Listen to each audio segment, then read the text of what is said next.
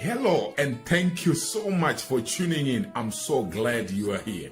If you are new here, please make sure you subscribe to this channel so that you don't miss any new videos. Make sure you click the red subscribe button and you also click the notification bell. So nice to have you, Mponang, on the show. It has not been easy to bring you on the show. You are a very busy woman. Yes, I can be quite elusive sometimes. But I really appreciate you. I appreciate the heart that you have to serve the nation and to serve the nations. And that's the reason why you created this time to come on the show. I have started recording, and ladies and gentlemen, we are so privileged this afternoon to have Matlhogonolo Mponang, a lady who does not need any introduction. Do you need any introduction, Mponang? It's all right, Dr. Mutoko. No, I mean, I think everybody does, assuming that you don't, would be quite arrogant. Cool. Yeah. Cool, no, cool. But you don't need to introduce me. People can always Google. I get it. They can always Google and make assumptions or look us up. Yeah. No, I'm pushing you so that you can start talking. You know, the vibes can start coming in. Sure. Yes. So Mponang is the head of HR at DBS. At one time, she was also DED, Corporate Affairs at the Botswana Accountancy College. She has done quite a lot of things, and she's doing quite a lot of things. She's a mentor to many people, and I think it's proof because we have quite a number of people that are joining us today because of the heart that Mponang has. Some of the things that she has done is that she has served on the Westwood International School Council as Deputy Chairperson and HR Committee Chair, on the Water Utilities Pension Fund as Chairperson of the fund. She has further served on the Botswana Medical Aid Fund Board. It's a long story. The World Young Women's Christian Association Council, Karat Foundation, and so many others. Mponang, welcome to the show. Thank you. Thank you, Wilbert. What would you want to say to a young Matlhogonolo out there for us to have you, for us to be benefiting right now? Who is Matlhogonolo? What would you say in your own words? I think in a lot of ways, I'd describe myself as somebody who is very much, invested in continuously seeking and growing and learning. I'm just one of those people that I just tend to always look for the better argument in anything or in anybody. I think, nothing real is perfect. A lot of people forget when they're seeking perfection that, if you're seeking perfection, it's not going to be real. It's part of the reason why my video is off, actually, because I haven't been able to spruce myself up the way that you're looking. You're wearing royal blue and looking very good, I can see. But at the end of the day, I think, when all is said and done, one of my favorite sayings, or one of the things that I like saying the most is when all is said and done, more should be done than said. So what I would say to a young person is go out into the world. I think it's a universal truth that most of us want to rage at injustice. And it's a universal truth that, raging against injustice also means that you purposefully work towards ensuring that you address injustice and that in your own space, in your own way, in whatever small way it is, you actively and with intent move towards working in a way that takes away any kind of injustice. And when I say injustice, I think it's a topic that's very, very close to my heart because I'm anybody who knows me really well knows that I'm very big on social justice. I just think that the world's problems would be solved if all of us were to be aware or have an awareness about how the way in which we use our power ultimately carves the world that we will leave behind. Like there's this whole notion of you have to ensure that you plant trees during your own lifetime so that people that come after you will be able to sit under the shade of those trees that you would have planted in your lifetime.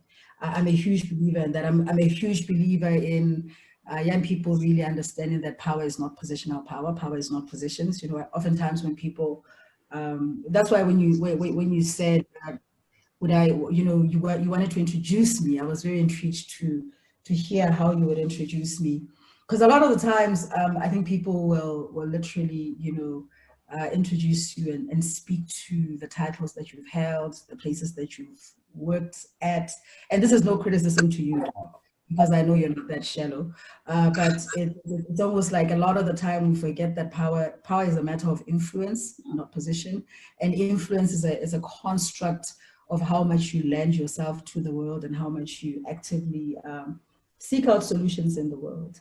So I think that's what I would say to a young person who's coming into their own, that you should really define yourself and define your own power and really, really own the things that sometimes can be seen as being your development areas. You have to have a sense of awareness, self-awareness, and in having a sense of self-awareness, you know those things that are triggers to bad behavior, you know those things that will propel you forward.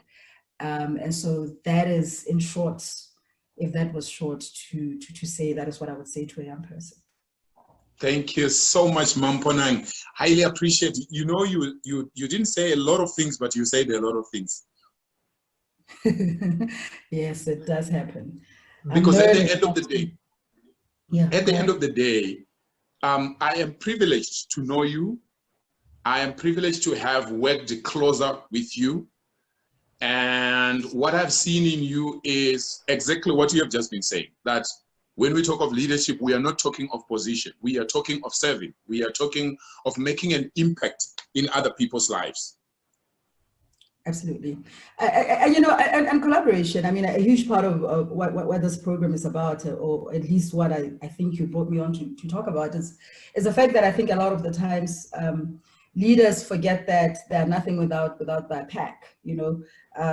People talk about the strength of a wolf. I think the true strength of a wolf is not its fangs.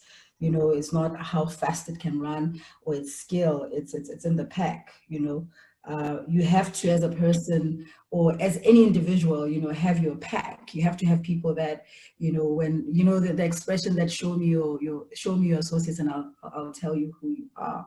It's very important that there should be a particular characteristic to those that you move with. I'm just a huge believer in social capital. I'm a huge believer in what I spend my political capital on. Like if I have to make a decision of, okay, am I really going to stand for this person's success? Is the person even standing for their own success? If I'm going to go out of my way to say, okay, I'm going to spend time with this person. The one thing about me is that I can literally give you anything that is material. I find it quite easy to give anybody who asks me for anything, or even if they don't ask, anything material, I'm very, very able to share. But the one thing that I do not share easily and as lightly is my time. I value my time. And I also, I'm very, very careful about who I take into my fold or under my wing, and who I also, actively go out there to say, I endorse this person as an individual. And my endorsement is not a construct of you being such and such a person's child, or you having achieved all of these, or attained all of these material possessions. My endorsement is really about you being a person of integrity. Wow. I have a great deal of difficulty in dealing with people that have a passing relationship with honesty. I have a preference for people that are very honest, that are committed to honesty, that are committed to those values that can take not just this country, but Africa and the world forward and humanity forward. And so one of the things about leadership is that you're only as good as your team. You have to be able to empower other people. You have to also understand that as a leader, you're a first amongst equals, but you're not better than others. You might have attained whatever position before them, but I mean, a leader is supposed to inspire and to cajole and to, my leadership style is such where I just believe in letting people grow and letting people make mistakes, also listening, also sometimes admitting when I'm wrong, which is not always easy, but it's a necessary and it's a requisite quality within a leader. Amazing. That's really, really lovely. I like what I'm hearing. Now, to the participants, we are extremely honored to have you. If you have any questions for Mponang, or you need some clarifications while we are going on with this discussion, please feel free to send in a chat I will definitely make sure I read it out and we talk about it, or Mam Mponang talks about it. So thank you so much, Mam Mponang, so far. I think you have touched a bit on some of the things that I'm going to ask you. But I'm just thinking, could there be, apart from the fact that you love learning, I know you have a BSc in psychology, and you are a reader, an avid reader, and you're always learning, and you are one of those, in my own words, you are one of those high flyers that are humble. I find you to be that kind of person, regardless of how far you are going in your career. It doesn't seem to matter much to you. Like you are saying, for you, it's about influence, it's about touching the lives of others. It's not necessarily about the position. Now I'm wondering, okay, apart from learning, could there be something else that contributed? Could it be your upbringing? Could it be, I don't know, what else could have contributed such that you are that kind of a person? Because majority of the people we see who are doing well, particularly in their career, hey, they are untouchable. You can't get closer to them. I don't know whether you could say something to that. I think, you know, I grew up, I think I speak about this a lot. I grew up being, in a sense, very much bullied as a kid. So I had to kind of develop elephant skin from a very, very young age.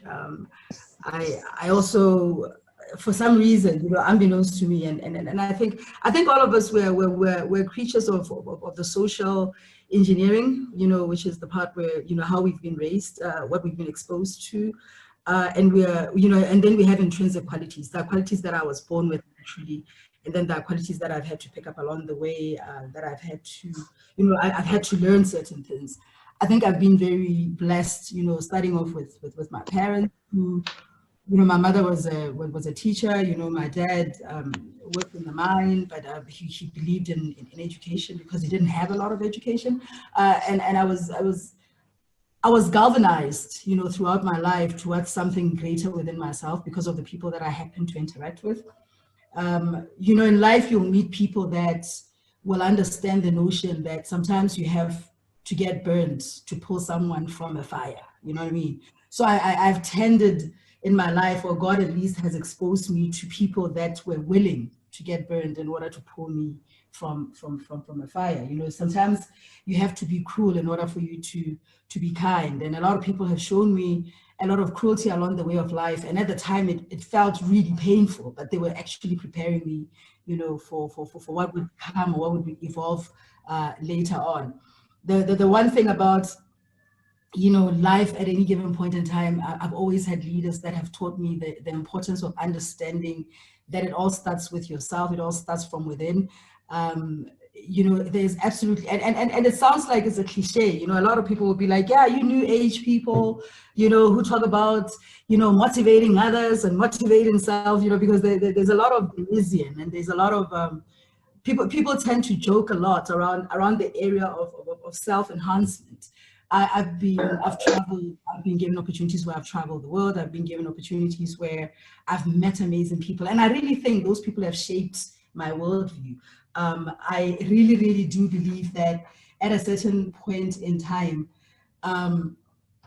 you know, the people that were willing to enable themselves to be used as instruments to guide me on my own journey, those people have shown me that it's possible to do that for other people. I think if all of us carried that ethos in life, it would take us far. And that's how you transform the world. You know, the world starts off, I mean, you look at what's happening in the United States today. It starts off with an incident where there's a man who's in a park and there's a woman with a dog. And, you know, then this whole, you know, chain of events takes place that is now documented and has been viewed by so many people around the world and interpreted and, you know, understood and being used as messaging, and has even, you know, given impetus to other movements. You look at years ago, when you look at the Arab Springs, what was happening in you know, in the northern part of Africa, in places like Egypt. I mean, those revolutions with young people, they started and they were birthed by technology. You look at right now, when you talk about the infusion of technology into our lifestyles, into our worlds,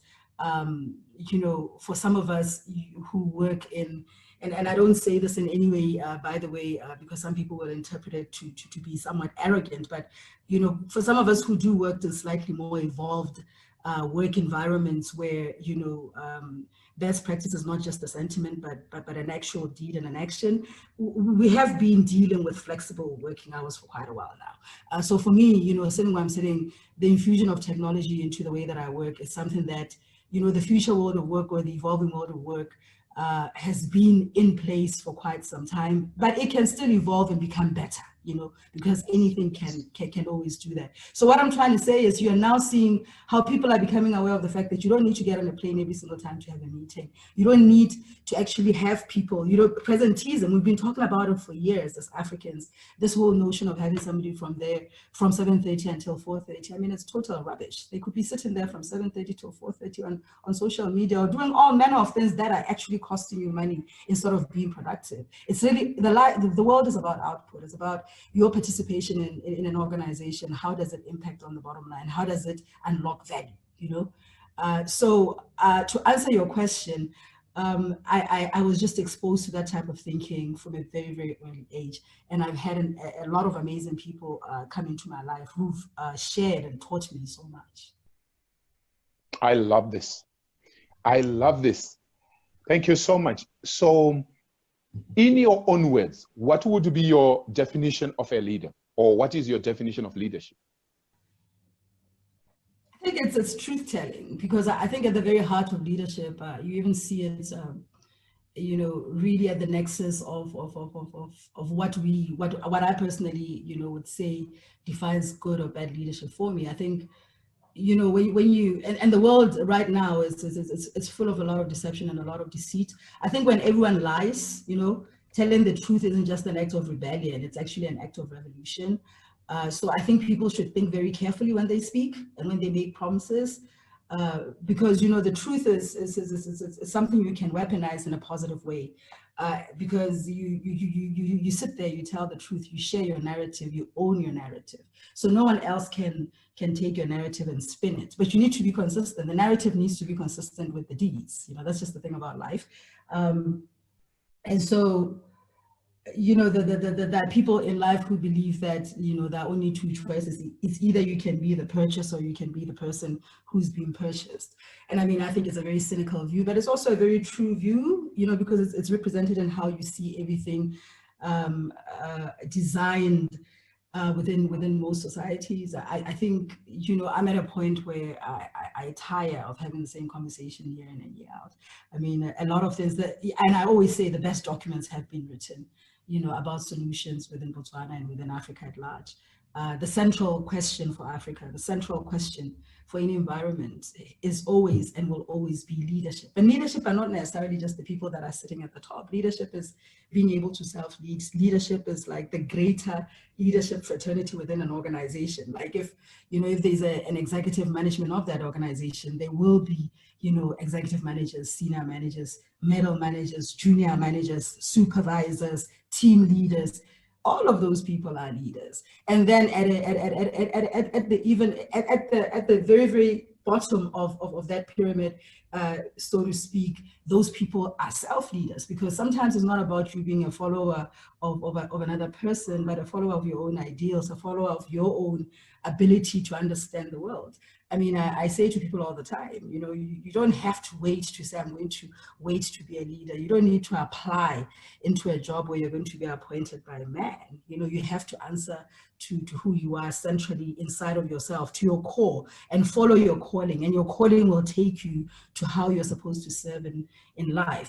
But central as well to, you know, something that I think is very core about leadership is that leaders need to understand, particularly when you're a leader who's going up vertically upwards, or your portfolio is growing horizontally, because growth is not just vertical upwards progression. It's also about the skill sets that you're picking up. And some people don't aspire to get to the very pinnacle of an organization. Some people just aspire to be able to grow, you know, within that chosen technical field. And I think whenever that happens and you're given those opportunities, front of mind should always be the reality that for those of us that work in organizations, it doesn't matter how high up the matrix you go, you're still in the matrix. And for those of for those people that are entrepreneurs that work for self and that are starting their own businesses, there's a relationship between, you being, a person who works for self and relying and having a dependency on those people that are seeking your skills from within the organization. And if those lines are very well drawn and respected, you'll find that even things like corruption will eradicate, because you have chosen to have a constant guaranteed monthly salary. That is your lot. It might not be as much as the person who's chosen to take the risk of being an entrepreneur, and they can go 6 months without a salary, and when they do get paid, it's like they've hit the jackpot. That is the reality of life. But if you want the best of both worlds, you have to also understand that there are risks, around that, which is why governance, I think, next to leadership, governance is one of the most important things for leadership and for progress within Africa and beyond. Because if you don't look at those fine lines, because certain things are not necessarily illegal, but they're unethical. It's not illegal for me to hire my brother or to hire my cousin or to hire my friend. It's not illegal. I can get away with it. I can do it, but is it ethical? No, it's not ethical.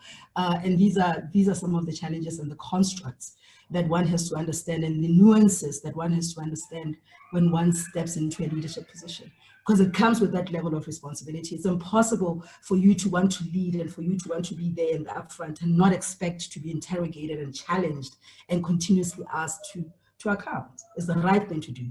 The problem with where we are right now in the world is that a lot of leaders are left to not account, and a lot of leaders are feared, and people fear them. They don't revere them, they don't respect them, they revile them, they fear them, they keep quiet. And that, I think, is at the very heart of why sometimes we see a lot of non-progress. Beautiful stuff. Thank you so much, Mponang.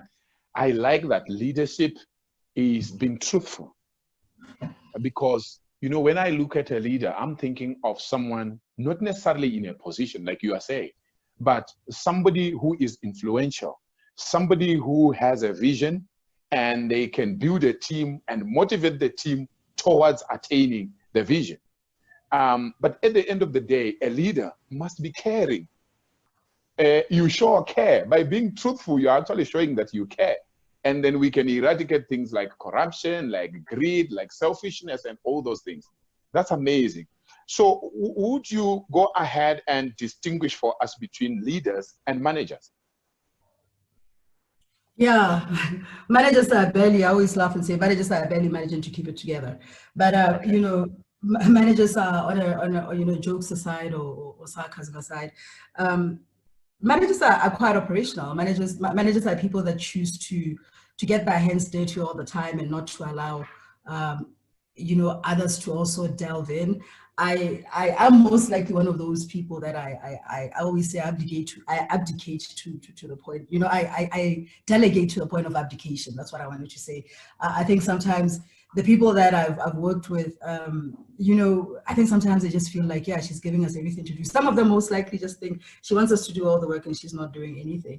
But at the end of the day, I think for me, the reason why I know what I know now is because I was forced coming up in my career to really, really actively get my hands dirty and to really understand how things work. And you see, the thing is, one of my leaders, somebody who I find quite inspiring, once said something very, very profound to me. And we're sitting down it's a very interesting story. We're sitting down, we're in a boardroom, and as we're sitting there, we're talking. And I asked the question, and I said, but how come there are so few Botswana who are doing, this type of work? Or how come there are so few Botswana that are sitting at whatever level we were sitting in at the time? I don't want to give too much away because I don't want to be misquoted.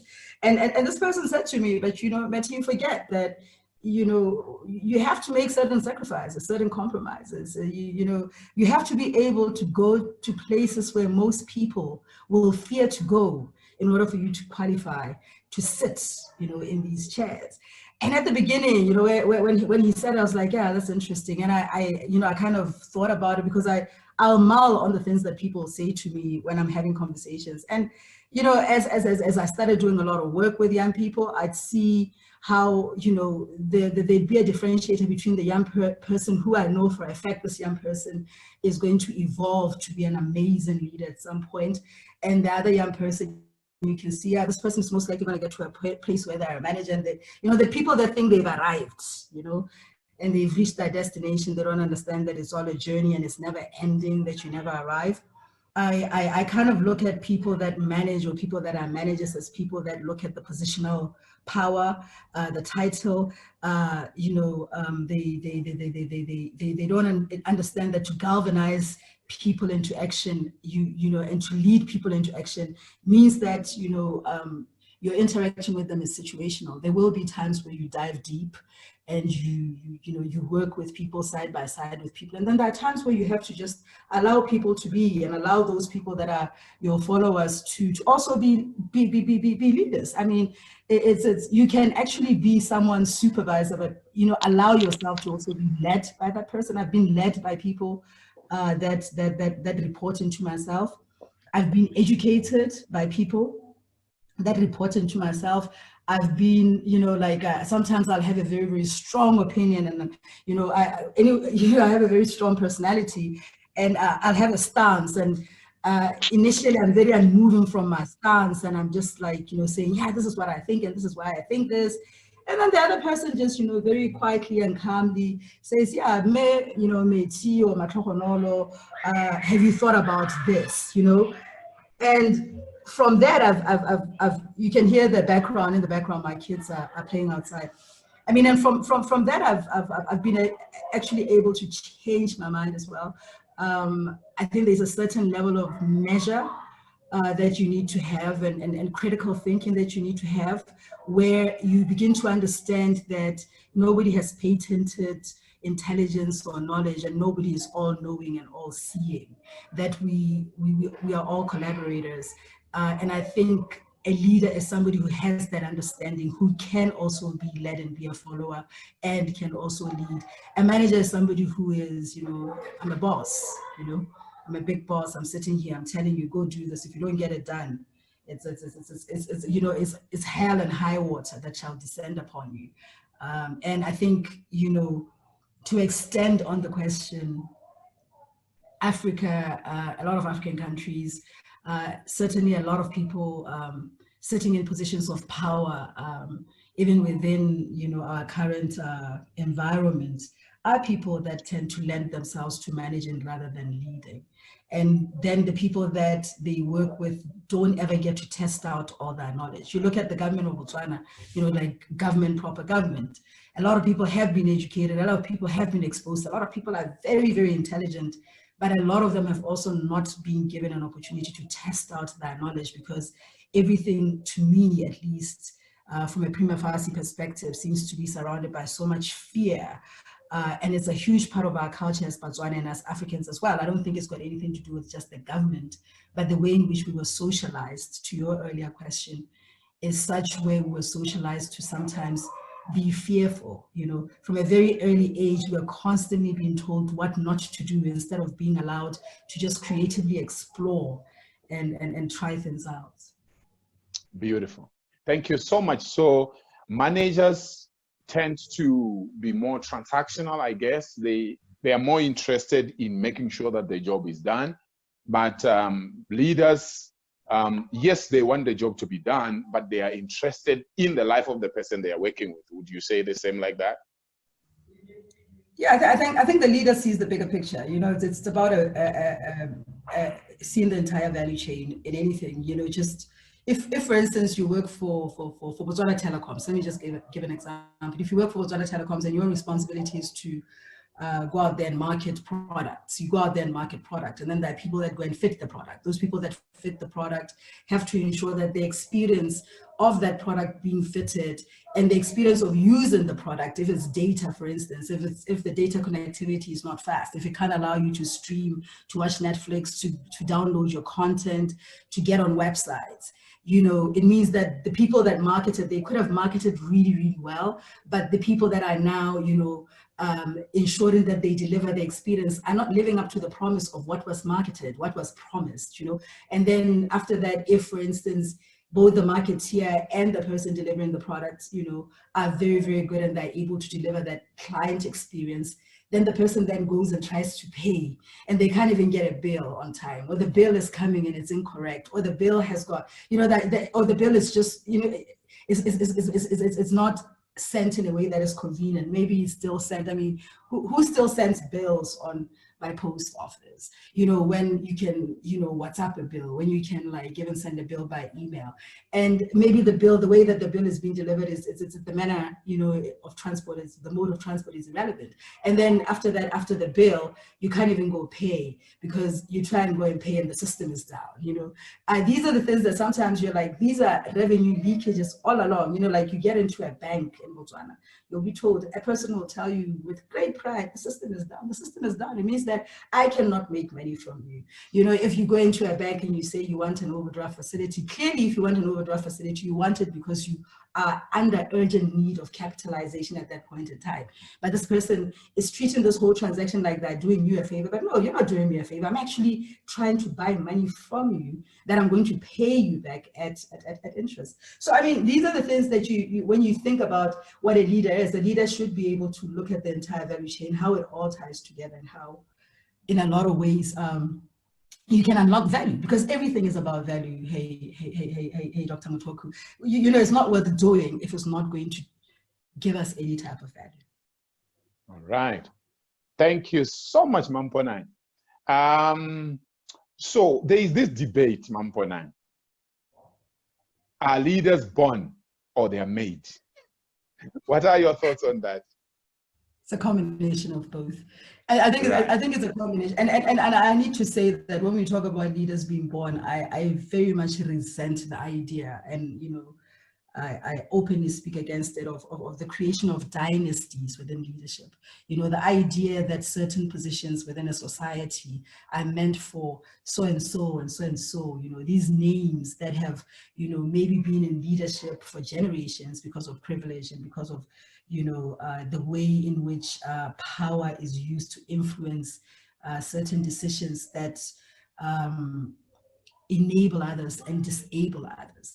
I think, you know, I need to say this because a lot of the time when I've heard, you know, those people that belong to specific dynasties, then there's nothing wrong with coming from an influential family, but you should understand that it's not a birthright. You know, I think being a leader is a construct of you rising up to the challenge and seeing it within yourself. But everything is about how you were raised, what was instilled in you, what you were told growing up. I mean, in our culture, sometimes you'll find small kids being told, you know, you know, you stupid person, you know, that you're definitely not trying to raise a leader when you say that to a small child, because everything is sewn into a child's psyche from a very young age. But I think, to answer your question, it's a construct of both, but certainly you cannot be shy of working hard. I think, you know, for you to be able to access certain worlds, you need to not just do what others around you are doing, but to do more, to know more than they will know, to seek, you know, knowledge to its very lair, to challenge yourself in ways that are also very, very painful. Because the stuff of leadership is really about challenging yourself to even accept those things about yourself that are quite ugly. Because the only way that you can learn how to downplay them, or how you can learn how to control those things about yourself that are ugly, is if you have a recognition of it. Like, I have a very addictive personality. Like, anything that I do and I enjoy, I can easily get addicted to. Like, even something as good as working out, sometimes I'll end up working out, I see results and I overdo it. After a while, people are like saying, yeah, you're beginning to not look healthy because you're overdoing it. Yeah, you know, anybody who knows me knows that, yeah, if you're sitting down, there's nothing wrong with drinking and sharing maybe a bottle of wine. I can get a bit intense. So I need to constantly remind myself of these things. You need to have an awareness of those things that will trigger impediments, and that will put impediments in your way and prevent you from growing, to be able to utilize the greatest to rise to the greatest potential of who you are. Like right now, I'm not on social media. I have not been on social media for at least a good 2 months because it can get distracting. And I don't need distractions right now. I want to focus because there are certain things that I want to achieve within specific timelines to that right level of quality. And I'll get back to social media when I can. But you have to actively understand as you carve and curate your life and your leadership journey, what are the things that can hold me back? What are the things that can take me forward? Who are the people that can propel me forward? There are people that I avoid when I'm creating, when I'm focused, because the minute I'm around them, they just help me unleash this devil within myself. So it's a combination of both, Dr. Mutoko. It's both social engineering and biological engineering. Thank you so much, and you have said it so well. You know what? I really, really resonate with what you are saying, because if we say leaders are born, we are saying that others who are not born into a dynasty or into a powerful family cannot lead. And then it goes back to what we call leadership. It goes back to the definition. Are we talking of positional leadership, or we are talking of influence? Are we talking of being truthful? And then obviously, if we say leaders are made, then it makes a lot of sense, because at the end of the day, who could have been born as a baby and probably they are put in a forest or in a hotel somewhere and they don't interact with anybody, and then all of a sudden they grow up, they become a great leader? That's not possible. We are impacted by the environment and everything else. So I like what you're saying. It's a combination of both, Dr. Mutoko. I think it is possible for somebody to totally be removed from society and grow up to be a good leader, depending on how fast they learn and how they adapt and how they interpret the world. Not to disagree with you, but to say, I just think with everything that there are no hard truths, to these things. I think everything is a bit of everything, like my husband always says to me when sometimes when people are referring to others and referring to what others are guilty of, and he always says everyone is guilty of something. It's just a matter of degree. We all have our poison. It's just a matter of how well we know how to control that poison, because if you're going to delve into the poison chalice, you better have the antidote. The whole notion, like lately, the whole notion where, the West is saying, we're now looking to West Africa for solutions. And you're asking yourself, okay, why now? And, and you're like, okay, even if I'm saying why now, Africa should take that as an opportunity to actually propel itself, to innovate and to show itself as a continent, to be a continent of people that can innovate and give solutions and not take what is the crumbs that are left behind, and that's for Africans to do for Africans themselves. And it's the same thing. We have to continuously know that nobody is going to give us anything on a silver platter. We have to rise to the challenge. Right. You know what I like about the idea of saying leaders can be made? It means anybody can be a leader. Anybody who is interested can be a leader. Yeah. Because many people have that excuse. Or can be anything, Dr. Mutoko, because not anything they want. Yes, anything they want. Yeah. If you put enough time, enough energy, like you are saying, you are not on social media for 2 months. That's a decision so that you can focus. Now, you wonder how many people will get to that level of saying, I'm off social media for 1 week or even 2 weeks so that I focus. Yeah, so it's being intentional. Yes, it is. Though, sometimes I shy from using that word. I think it's overused. But it is being intentional. But, and not even to be hyperbolic about how I view things. Like truly, the word possibility is something that should be front of mind at all times. Because who controls the construct? Who controls the construct of your life? Because a construct is what it is that you evolve into. A construct is that which is constructed. And, the things that we're usually blind to, the things that we take as second nature and we allow ourselves to fall back into because it's comfortable, are those very things that can be used, to self-weaponize, those things that can be used to destroy us and to mislead us into a false sense of security. It's very similar to the whole notion of money. A lot of people forget it's not about how much money you make, it's about what you do with it. You can make a lot of money and, waste all of it. And somebody can make, and you look at the ladies that we work with, ever since I started working, I work for government, non-government, now I work in the private sector. There's no, the people that clean in our roles, in our jobs, like the people that you see at work that clean the facilities, clean the grounds, each one of those people owns property, has paid off for that property, and when they own that property, do not owe that property, yet they earn very little because they're working from a place of, they're not able to have access.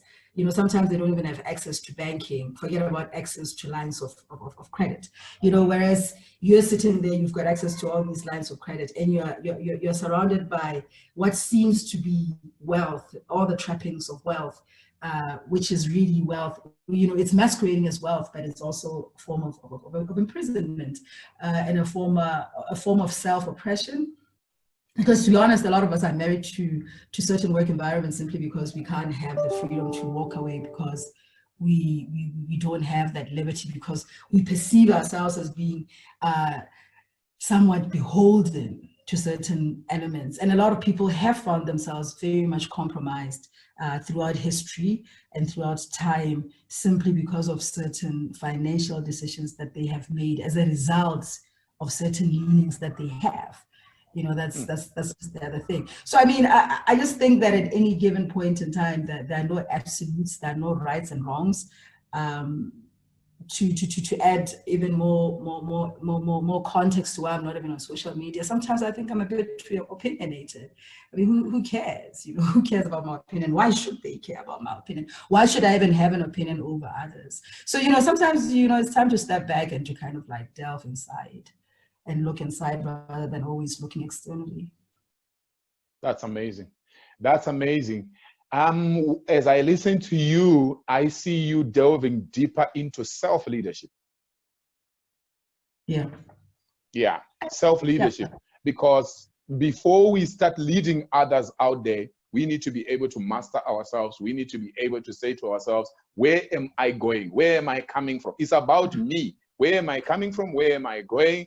And like you are correctly saying, sometimes we have a lot of opinions. We reflect a lot on what others are doing and what others are achieving, and we forget to think about us, and we forget to lead ourselves before we go out there and begin to lead others. Yeah, absolutely. I think it's important to always favor progress over perfection. Like even when you sometimes look at, for instance, I wanted to steer away from talking about politics, but what always intrigues me about people that are very hard and fast about which political side they belong to, there'll always be those people that belong to a political side where if you, for instance, have a divergent opinion, and this is not even to say you're on the other side, but if you have a divergent opinion, it's like they feel so insulted and they feel so offended. And, even on social media, sometimes you see certain conversations becoming rather toxic because it gets too personal, where people are not really talking about the issues at hand. And you can see that the conversation is not really looking at progress. It's just looking at poking holes into an argument just simply because whatever is happening, even if it's progressive, it's happening to a side that you don't subscribe to. So in my opinion, I think, when I look at all political parties within Botswana, I would say all the political parties within Botswana have got their positives and they've got their negatives. The leaders, in my opinion, they're leaders on both sides, and can they lead? Some have not been tested and some have been tested. It's easier to criticize people that are actually doing the work, but it's also important to think about the value of having those that can actually come in to be tested. Sometimes, we would want, I would want in my lifetime at least to be able to say, there was a change in the way that we look at our own reality, and we've seen how others can lead. Sometimes you're like, okay, you think it's that easy? Come into the kitchen, and feel the warmth and the heat, and let's see what you'll say there. And sometimes you're like, yeah, but you seem to not be passing on the baton. It's a relay race. Can you please pass on the baton so that others can also lead? And I think in life with everything, I tend to favor progress out of perfection. And I think, people have to understand that when you talk about a strategy, any strategy, be it a national strategy, you know, that strategy has to have a vehicle, and that vehicle is the target operating model. And that target operating model has to be where you can optimize efficiencies the most. And in doing so, you need to really, really have clear guidelines and clear targets. Targets, first of all, that you're aspiring to reach, and guidelines around how, you know, you're going to get there, being your strategy. So I'm always curious to understand the design principles that underpin anything, any argument, any kind of plan. When you come to me and you make promises, I'm like, yeah, I hear the promises. It's easy to make the promises, but how are you going to achieve that? And I don't care about where it's been done, because I think if you see it, you imagine it, you have enough passion to believe that it can be done, it can be done. But then the second part then goes back to what I said very early in the conversation: the pack. Who you're the wolf. You know, who's your pack? You know, who are you running with? You know, who are you trying to like get this done with? You know, because you can be as good as anything, you know, but you could literally be sitting there having a conversation by yourself if you don't have a pack that's going to be able to help you deliver on the promise. And you see this across, you know, and I say this with a little bit of a smile on my lips. You see this because, you know, I think everybody, you know, I think everybody who promises to lead in a particular way, in whatever country, in whatever form, they start saying that coming from the best of intentions, eh? But, you know, yeah, they also say the road to hell is paved with the best intentions. So I'm a believer in doing and in seeing real output, because when you look at the social infrastructure of any country or any society, the people that suffer the most are the ones that are at the bottom, the men on the streets. And the more we sit on some of these decisions and the more we seem to be dilly-dallying in whatever shape, even if you're sitting at an office and you're not signing off on something simply because you don't have the time. Somebody else might be waiting on that signature in order for them to implement something that's going to transform their lives or the lives of others. Very interesting. Thank you so much. Thank you so much. And when you continue referring to the pack, I'm just saying to myself, good leaders are good at building teams and keeping the teams intact and making sure they put the right people in the right places. So that's quite interesting. I wanted you to also educate us on what are the 5 top challenges of senior executives? I think, you know, being able to reach and ensure, like, because a lot of senior executives that, well, let me just say, a lot of senior executives that work within my kind of environment would be working within a profit-making type environment.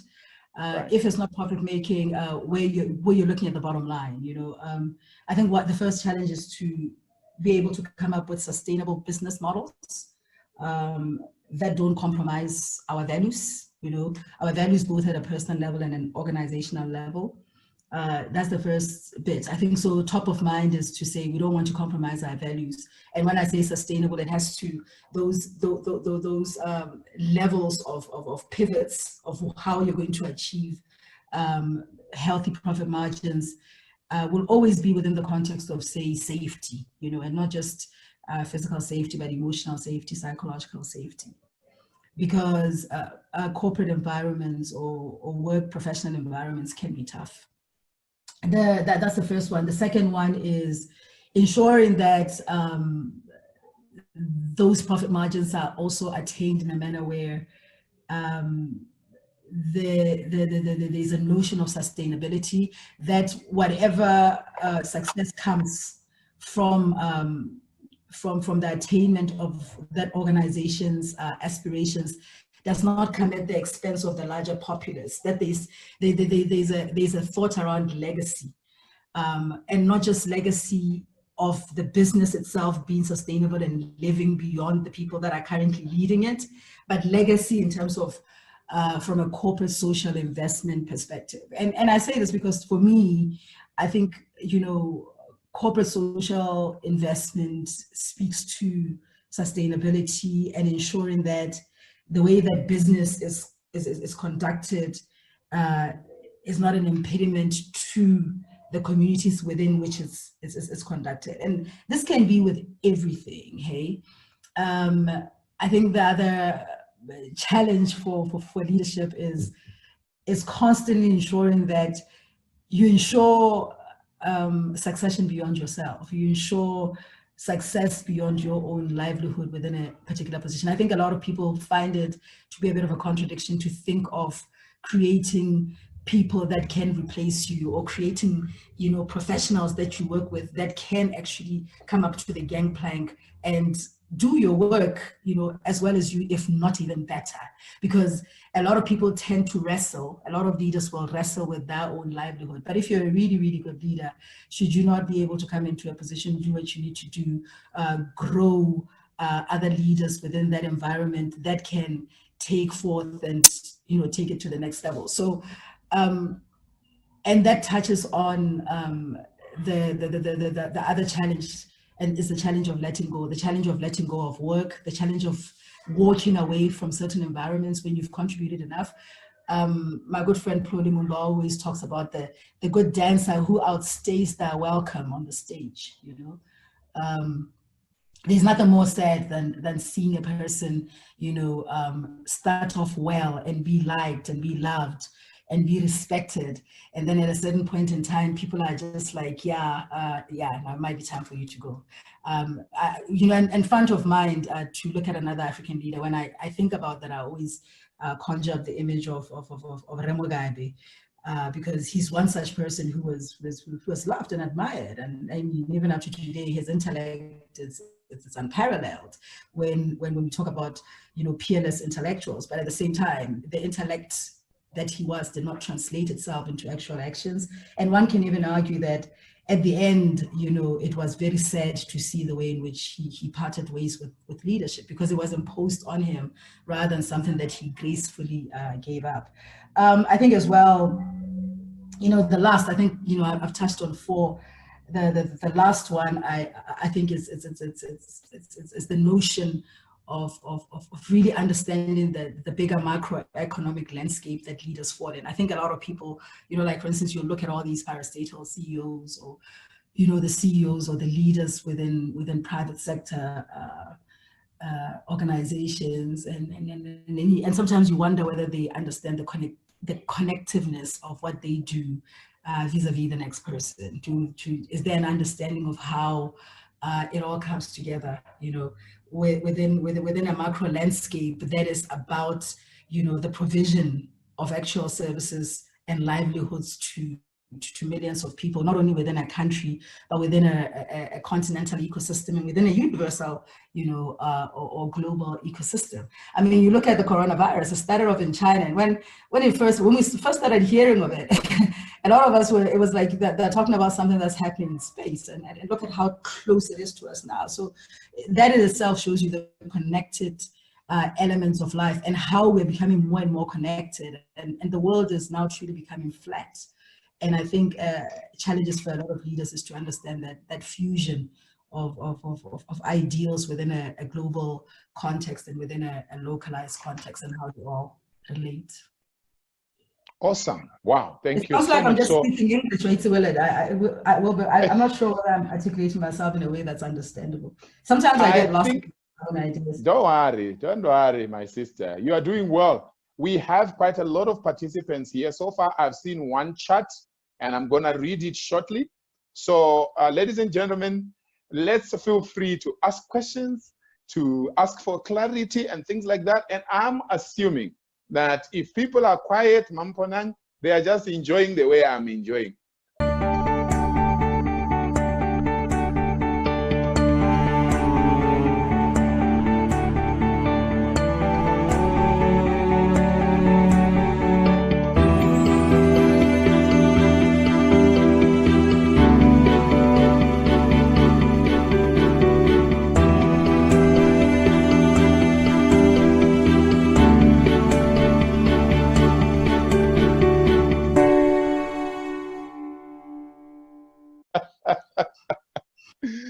Let me try to sum up the 5 challenges that you presented. The first one, you talked about sustainable business models. In other words, obviously, when you are a leader in an organization, particularly the for-profit, you want to make sure that profits are coming in. That's the bottom line. That's how I understood it. When I'm done summarizing, please, if I'm summarizing in my own way, help me to come back, Mponang. The second one, you talked about legacy, corporate social investment, you know, being concerned about the environment we are working in. And then the third one, constantly ensuring success beyond self. You see, there is something about you, Mponang. You know, me knowing you, me having listened to you several times, and seeing the different ways in which you are serving in society, and your definition of leadership, and then looking at the challenges, the way you presented them, these things are flowing smoothly. Now, you talk about constantly ensuring success beyond yourself, growing other leaders. Many people are afraid of grooming others to become better than themselves. Many people are afraid to hire professionals who are better than themselves. But we all know that for you to be a successful entrepreneur, for you to be a successful leader, you need to surround yourself with people who even know more than you know, and not think of you alone, but what happens after I am gone. And then you talked of number 4, letting go, so that you finish well. And you gave a very good example. You are performing in front of an audience. I think we have seen it several times. You're performing in front of an audience. You get to a level where people start clapping, and you think they are clapping because they are enjoying. Meanwhile, they are saying, it's enough, thank you, go. But you put more energy, you continue performing because you don't even realize that you should be done.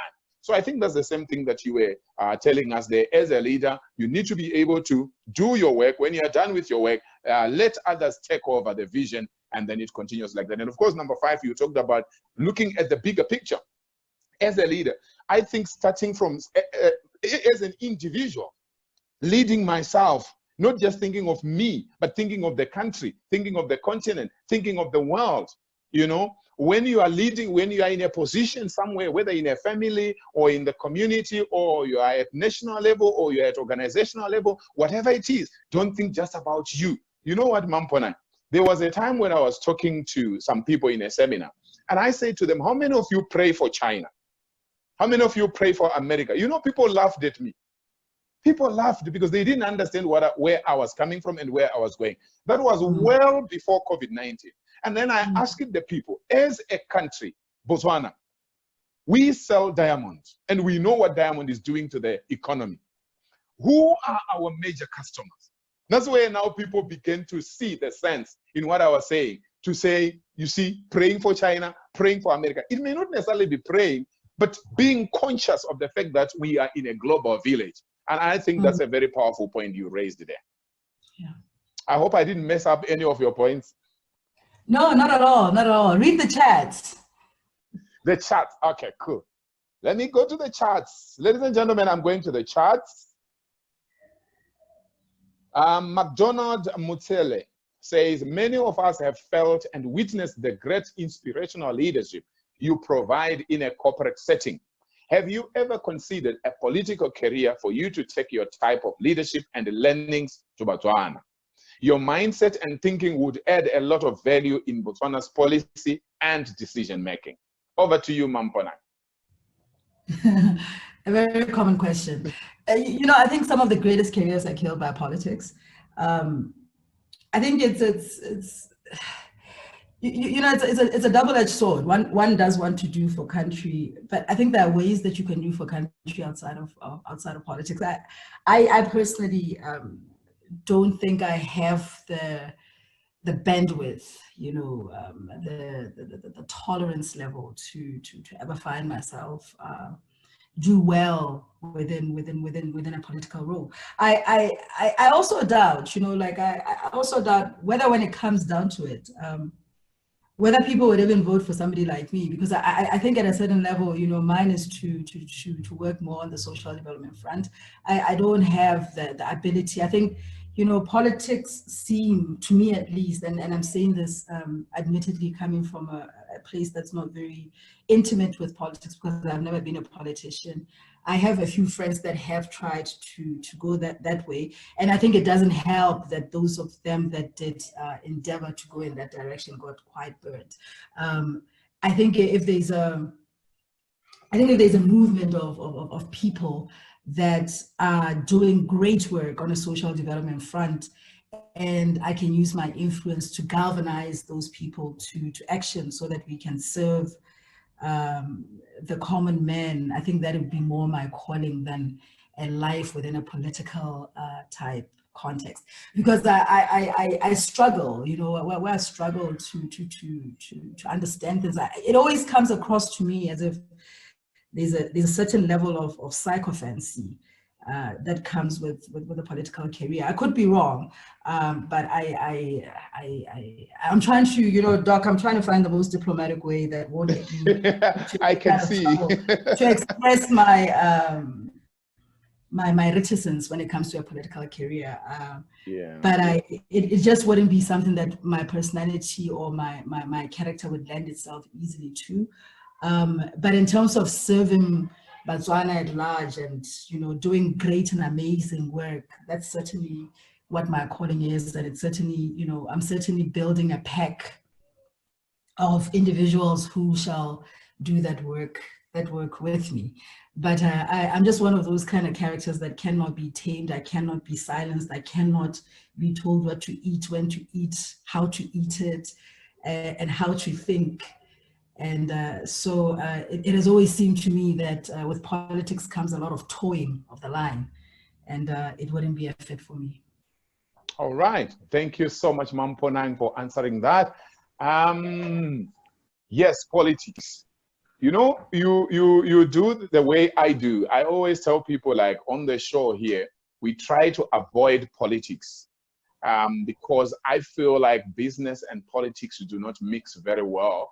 Although it's difficult to completely run away from politics, because when you are talking of national economics or international economics and so on, you end up having to touch on politics here and there. You know, there's no harm in us, you know, suggesting policy changes and things like that, unless somebody is cut out for politics. I don't think politics is for everybody, like Mponang is saying. Mponang, there are charts coming like fire now, and I'm happy with that. Now, what are some of the main challenges in the work of human capital practitioners? I think continuous development of an evolved and prepared workforce. I think the way in which, and you know, BAC having been my employer and it being your current employer, I think the way in which we educate has to change, because you know, the world is now moving towards skills rather than real skills that can be utilized on the job front, rather than education that one has acquired and it's theoretical.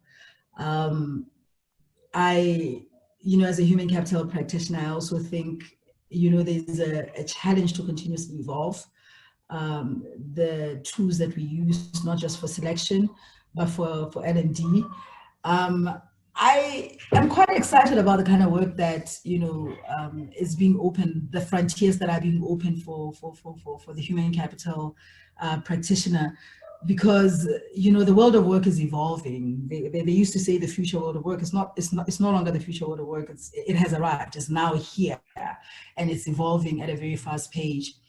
And the greatest challenge, I think, is being able to come up with tools that are fair and transparent when it comes to selection, and to ensure that once you have selected the right candidates, they are actually sitting in the right chairs, and to ensure that the L&D solutions, the learning and development solutions are continuously evolving. Because now L&D is not, you know, when you look at the frontier of L&D, it's digital rather than analog, and a lot of it is also self-driven, because there's a lot of content. Like this interview right now, whoever has not, you know, logged on can always listen to it at a later point in time, because there are different ways in which you can consume content. There are different ways in which you can create content that can also be consumed by others. So it's the world is vibing at a current that is quite exciting, but it's very fast. You know, one of the expressions that I like using is and I picked it up from my current employer, it's a VUCA world. You know, it's volatile, it's uncertain, it's complex, it's ambiguous.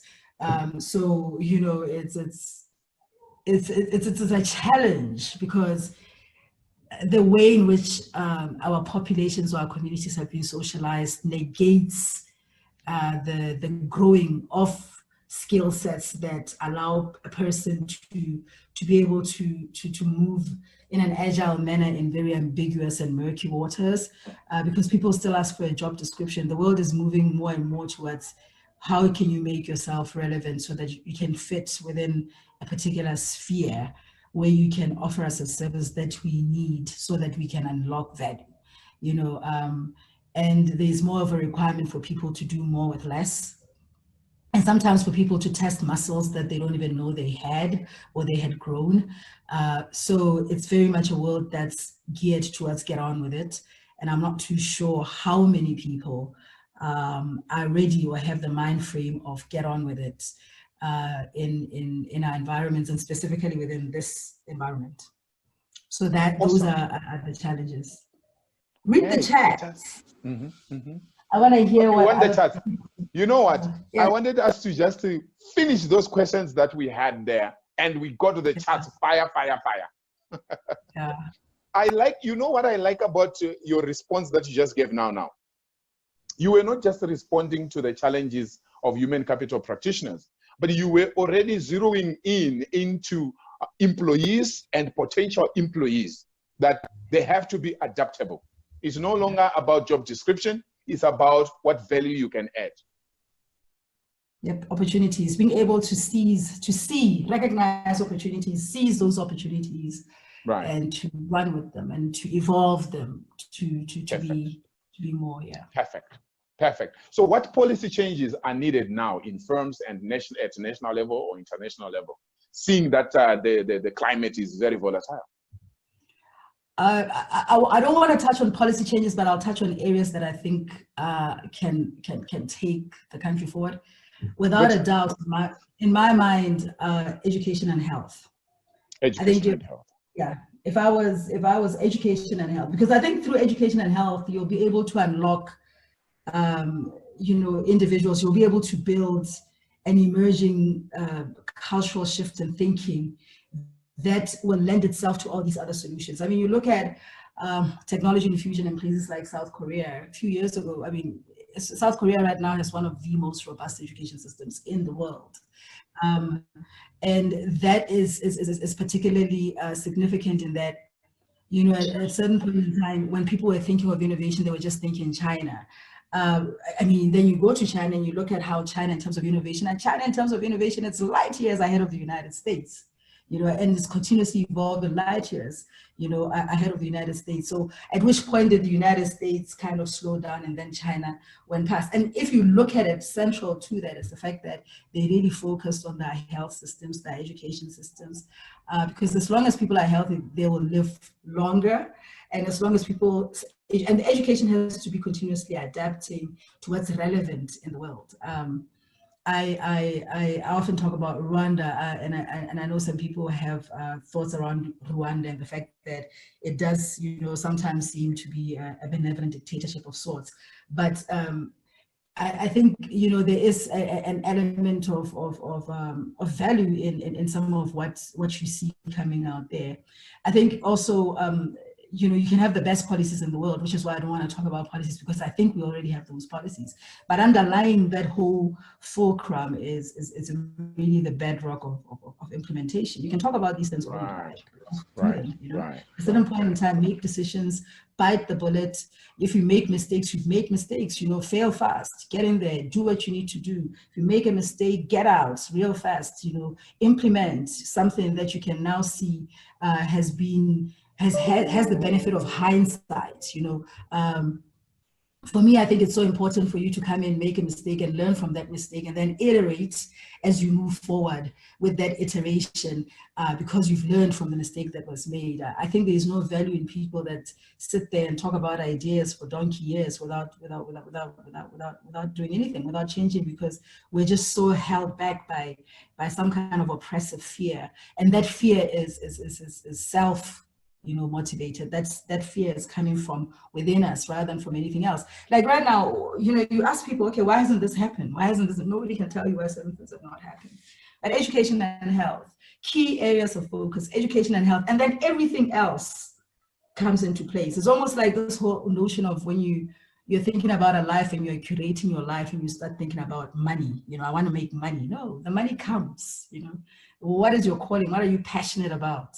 You know, what do you want to do with it? And, you know, the monetization of it comes naturally. I can tell you, as a matter of fact, the money always comes, but it follows passion. You have to get in there, be passionate about, you know, look at your passion and understand your passion and run after your passion and you know, work on that relentlessly.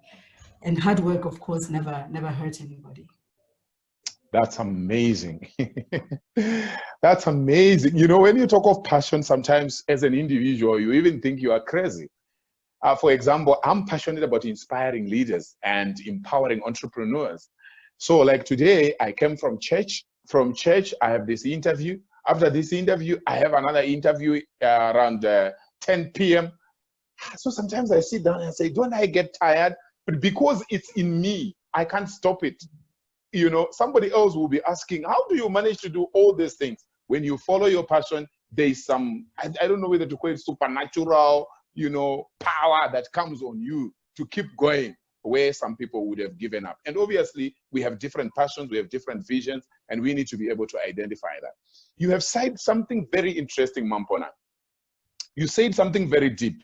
It's not always about sitting down to draft policies, but it's also about implementation.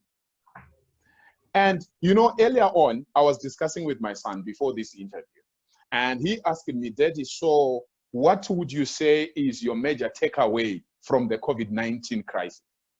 Then I said, okay, fine. I gave him what I thought to say, okay, one of the things obviously is that as individuals and as businesses, it's important to save for the future. And it's also important to be adaptable and things like that. Then I turned the tables and I said to my son, what is your major takeaway from the COVID-19? Guess what he said? And I think it supports what you're talking about when you talk about implementation. My son says to me, I have realized that many times as individuals, we have a lot of excuses. We say we don't have time to do A, B, C, D. There we are in COVID-19, where probably the people you were thinking were disturbing you are not there. Some of the things you could have been doing, you're not doing them. But then you ask yourself, throughout this time, how much have you achieved without all those people and all those things? So my son says to me, Daddy, I think many times we think people are a problem. We think things are a problem, but we might actually be the problem because of lack of implementation. It's true. It's true. And beautiful. I mean, you know what? I mean, Wilbert, we also take our blessings where we can find them. You know, we take our blessings where we can find them. Just FYI for anybody who's on this call and who's on Netflix, this whole weekend, and maybe, and I think throughout this interview, I've been quoting a lot of some of the stuff that I picked up from it, because my mind works in this way where, you know, I hear someone say something and I see its practical application and I just take it as part of my own repertoire of knowledge. I steal knowledge and content unashamedly. But I'm watching this show on Netflix called Altered Carbon. Altered Carbon. I mean, if you're not shy of gruesome narratives, you might want to watch it. But I mean, I just think the way that it's written, the way that it's, I mean, particularly if you're into psychological thrillers, yeah, Altered Carbon. But you know, as well, I've just been watching Becoming.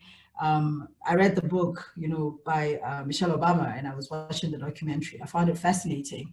And my daughter, you know, one of my kids was telling me about the Beyonce documentary as well, when she had a show last year or the year before last, and you know, and she like galvanized and she brought in and she infused like the whole culture around, you know, African American culture on a stage never been done before in Coachella.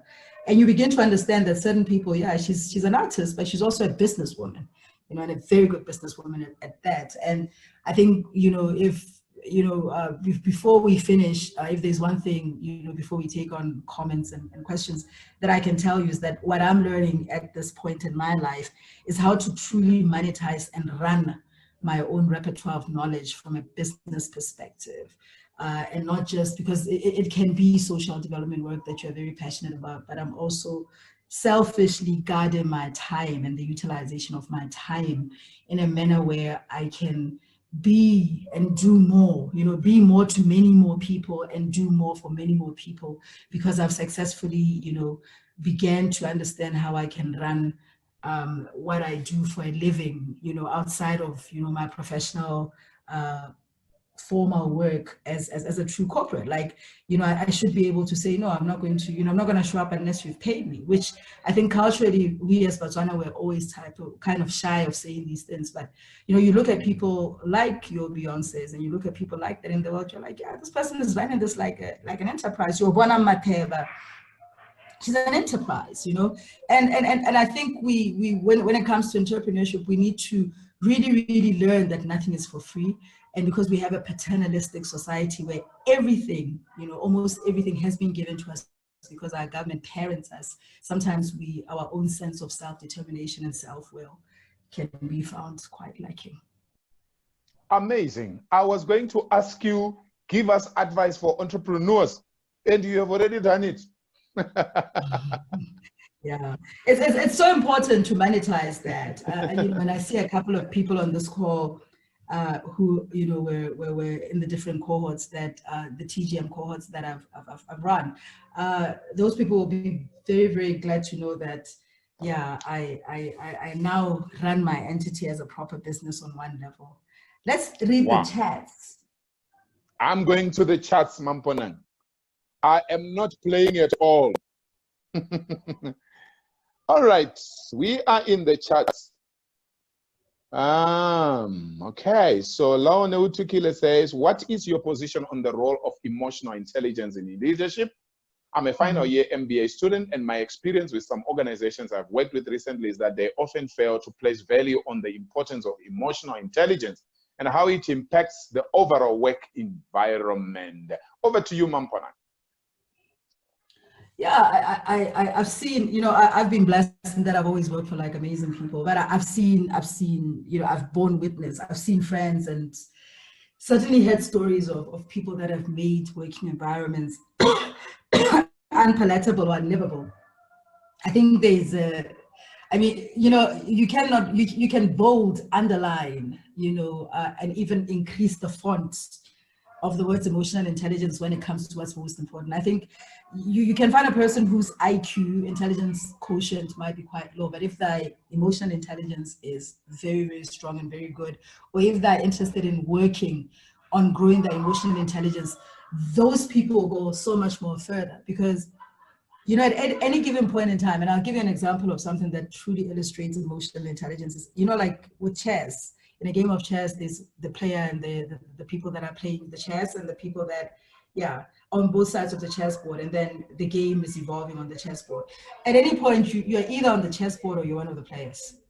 You have to know, and sometimes you'll be one of the players, and sometimes you're on the chessboard, depending on what it is you want. I always say to people, emotional intelligence is sometimes going through experiences that make you uncomfortable, but you're focused on what the end game is and what it is that you're trying to achieve.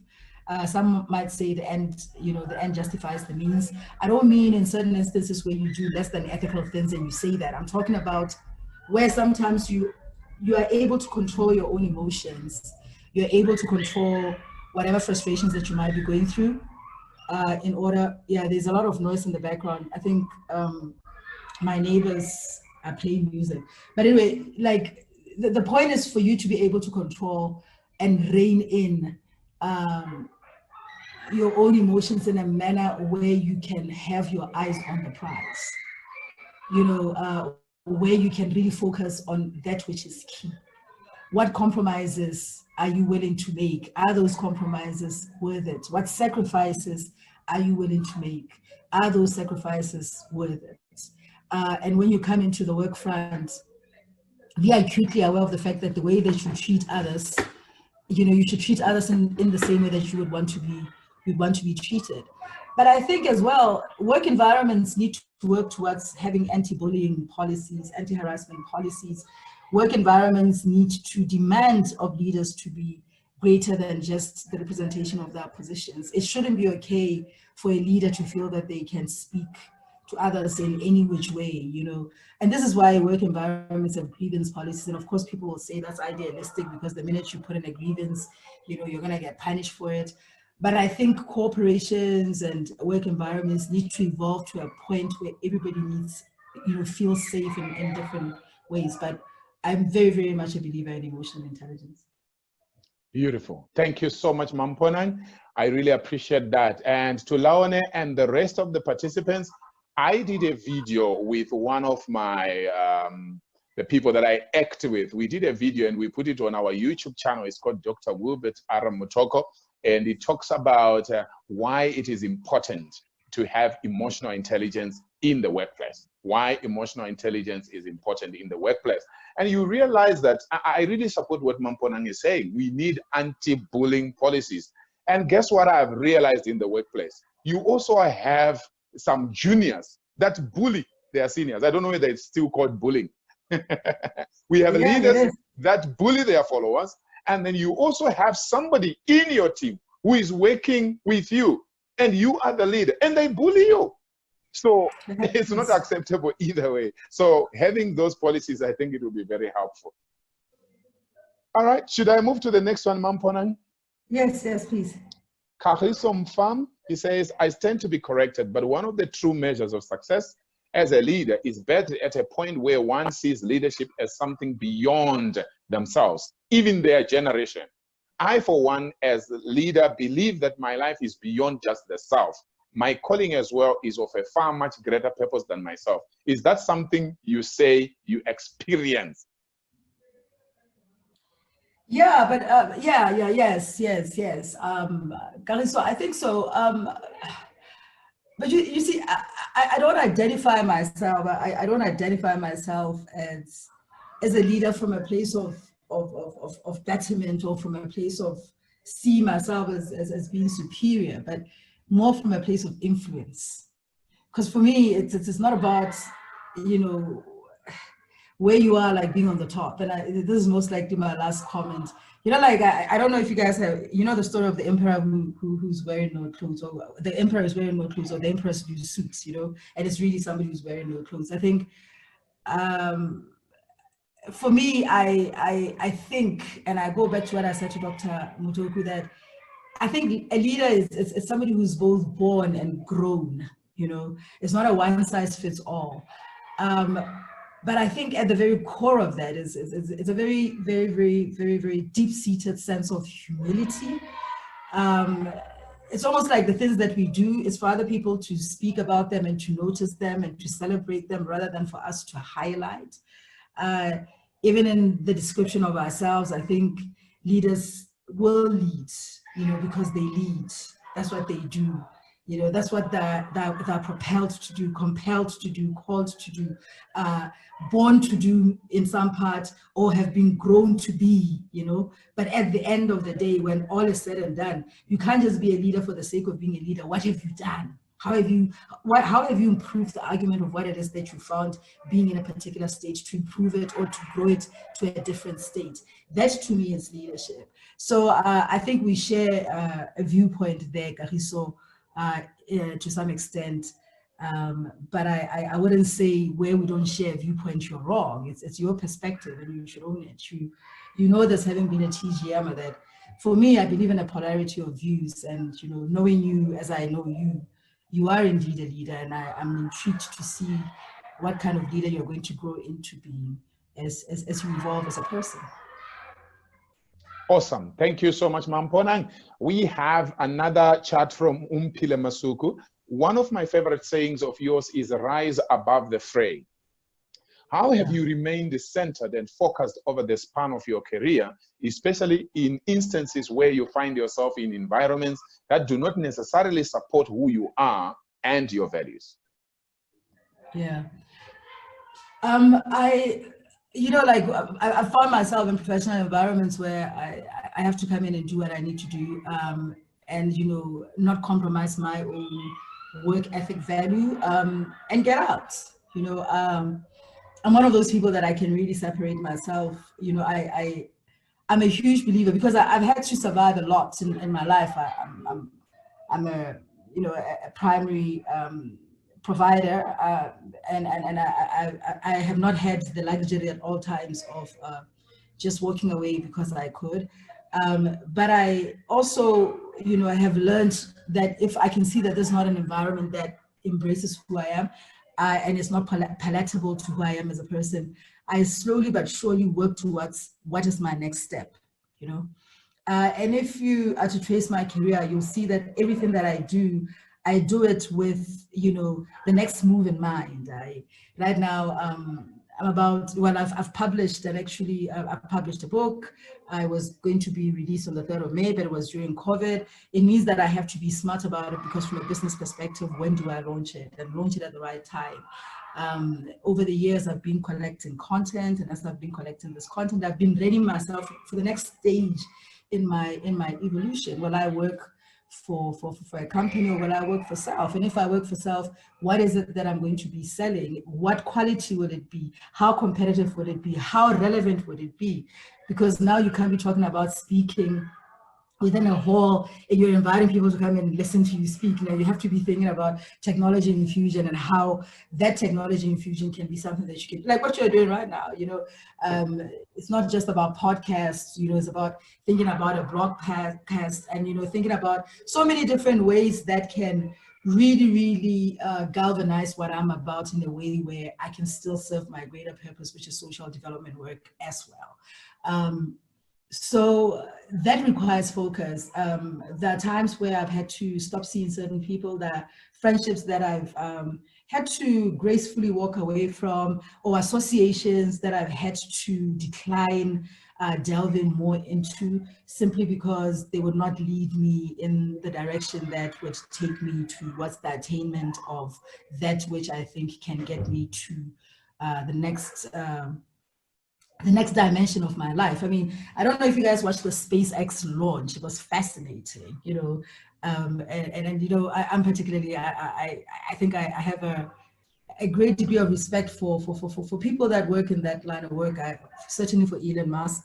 I mean, but you know, SpaceX was launched, people went into space. I mean, and then you'll still find people that are having a rather pedestrian conversation about, you know, who's in the matter between or some such. And you know, Peter, to your point, I don't have time for such. But over and above not having time for such, I just don't tolerate certain conversations. Certain conversations, if you hear that conversation was had, you will know for a fact that Matlhogonolo Mponang was nowhere near it. So, you know, I just think, I once said to a friend of mine that, you know, focus and just being able to stay above the fray is very important, because we live in a society where there are a lot of people who claim to have all these lofty ideals, but when you look down, you know, and you really see what they're about, they're just common criminals who have very good marketing skills. So I don't have time, you know, for that type of individual, or for those type of conversations. And at work, I avoid them like the bubonic plague. But work so hard, Umpile, as well. Hone your craft so hard, so much that you can always walk away from any environment if it needs to come to that. Awesome. Thank you so much, Mponang. I think you have emphasized there that you need to avoid trivialities, be focused, run away from people that can derail you. Also, another thing I liked that you said is that while you are in an environment that you feel is not necessarily for you, do your best there. In my understanding, that's what I heard you saying. Do the best that you can, you know, which is within your values and everything, but at the same time, have an exit strategy. And I see some people, in some cases, the lack of emotional intelligence can be a problem also. But again, it's difficult to tell, because sometimes it's difficult to understand what people are going through in their workplaces. Like you were saying earlier, we cannot say this is the advice for somebody in the corporate, when things are like this, do this. It depends. So definitely it helps, if possible, for you to be there, do the best that you can, but have an exit strategy. Don't just say, I'm quitting, and then you find yourself having to come back to beg. And Mponang, still on that, congratulations on the book. Thank you. I look forward to sharing it with the world. Yeah, I look forward to sharing it with the world. You make us proud. Are you able to share with us the title, or it's too early? No, I already did. Yeah, and there's a story behind that. It's the urine of the sun. You know, like when it's sunny outside and then all of a sudden it just rains and then it stops just as suddenly. But yeah, the title is in Setswana, but the undercover has translated it into English. It's likely to be out, if not, depending on what happens with the rest of the world. If not towards the end of this year, but the beginning of next year. I've just finished a lot of content development as well on the second one, but I don't plan on releasing the second one until maybe late next year. The whole thing is right now at this point in my life, I'm getting onto the next level of what it is that I'm doing with my life post. Wow. In a professional setting. Having said that though, I love what it is I do. I love the space I'm in. I love the organization that I work for. And, you know, I love the level of exposure that it's offered me and the level of insight that it's given me. You know, you learn out of all sorts, eh? And I just think that, yeah, I've grown a lot in the past year.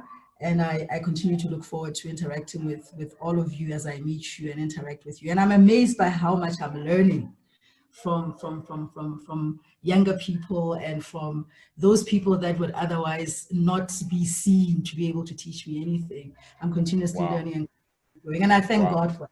Yeah. It comes from a heart of humility, Mponang, to be able to learn from everybody and anybody. I think many people, when they get to a certain level in life, they say to themselves, I'm done, you know, maybe people should now be listening to me. Anyway, let me not take much time there.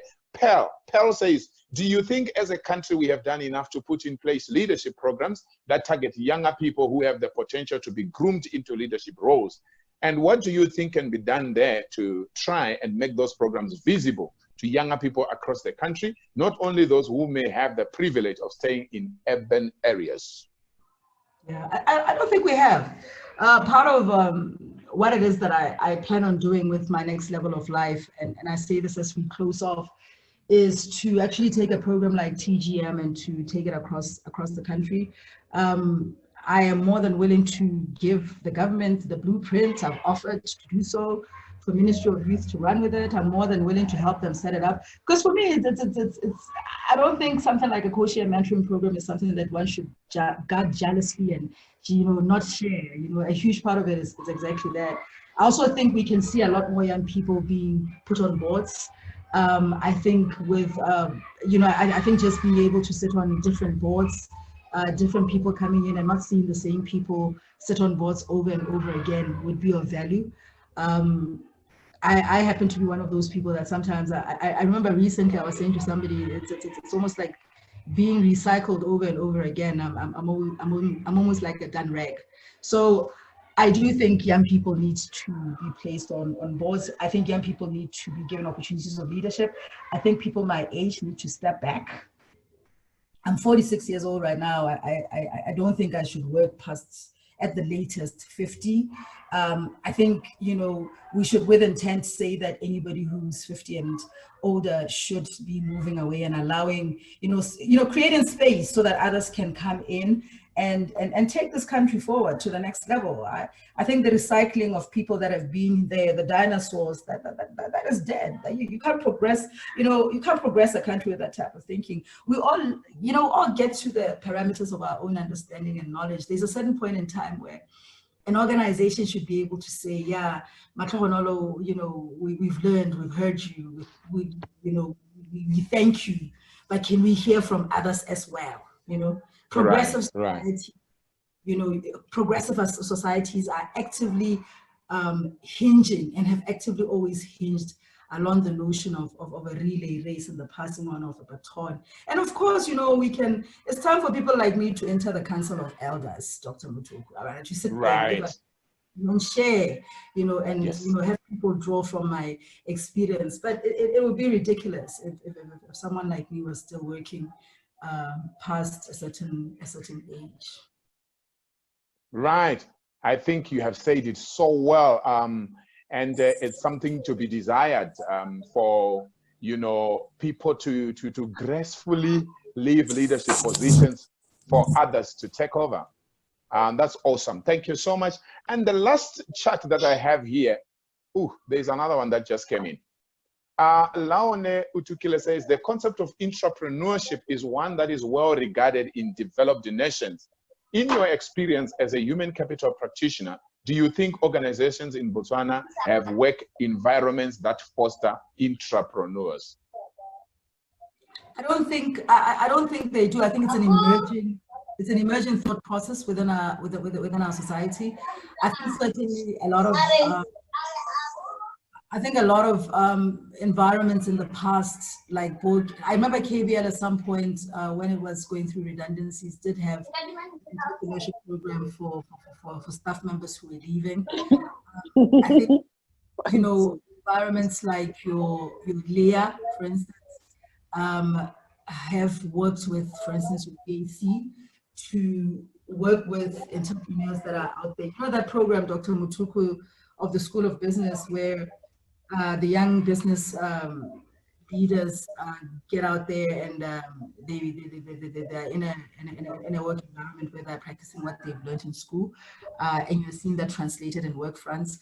I think programs like that are needed more and more, and I think certainly for the fostering of entrepreneurs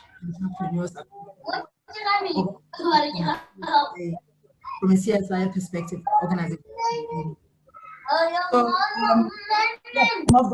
that it's an area that can. Right. Thank you so much, Mponang. The last one is from Mompati Kutlo. Mompati Kutlo's iPad. It says, mine is rather a message than a comment. Thank you so much for the insightful information. You never cease to amaze me at Ms. Mponang. You are an elegant being from your son. Oh, thank you. Thank you very much. Thank you, Mponang. Yeah. Thank you, all the participants. Mponang, I don't know whether you have any last words for leaders and entrepreneurs or employees. Nothing really except to say, go out there and be the best version of yourself. It sounds like a cliche. Go out there, be fearless. Go out there. You know, the fact that you're on this chat at this time on a Sunday, you know, on a warm day like the day that it is here, and you're not listening to what Master Rami has to say about how we can imbibe in the next couple of weeks, shows that you're serious about your own development. It's a starting step. And I just really, really, you know, wish everybody on this call, you know, the very best of what life has to offer. And that extra set of eyes that can see beyond just our current, but also what is to come, and for everyone to be able to prepare themselves so that they can be able to swim in those waters. Nothing but thank you for your time, for having logged on, for having listened, and for having participated. Mponang, thank you so much for your time. We can't thank you enough.